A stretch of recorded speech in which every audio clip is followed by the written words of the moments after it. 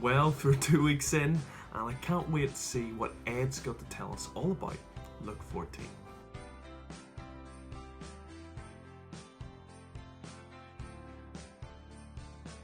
Hi, I'm Ed from Harrogate, and today we'll be looking at Luke chapter 14.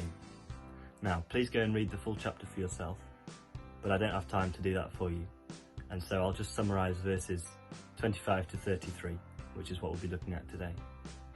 A large crowd was following Jesus, and he turned and said to them, "If you want to be my disciples, you must hate your family and friends and neighbours in comparison to your love for me. You must take up your cross and follow me in order to be my disciple."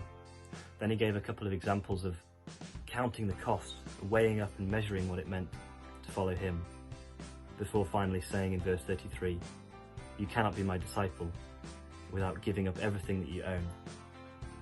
And I'd like to draw a distinction between being a fan of Jesus and a follower of Jesus.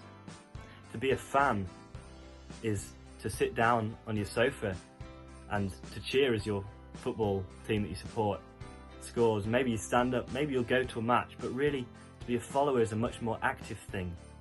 You have to get up and follow continually.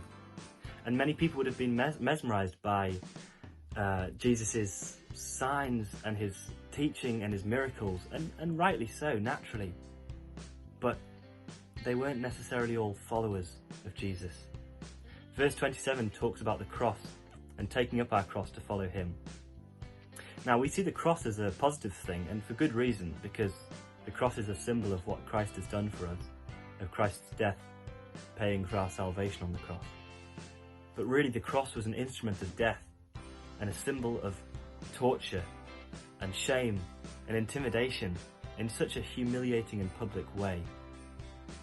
Maybe we've trivialized the cross today, but following Jesus is not plain sailing. He does promise us trials after all. And so this passage is about loving Jesus more than life itself. The key phrase in those two parables is to count the cost, which is what we must do. We must measure and weigh up what it means to really follow Jesus. I've got a paradox for you. Consider this. You can get something for free, but it will still cost you. You can get something for free, but it will still cost you. This is the paradox of grace. It costs us nothing, and yet it costs us the most valuable thing that we own, our lives. And so verse 33 at the end there requires of us that we hand over our lives to Christ Jesus and say, "Jesus, you are the King of Kings and the Lord of Lords. You are the master of my life."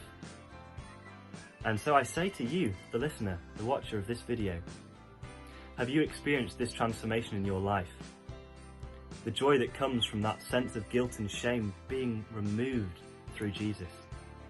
The confidence that in life or in death, you belong to him.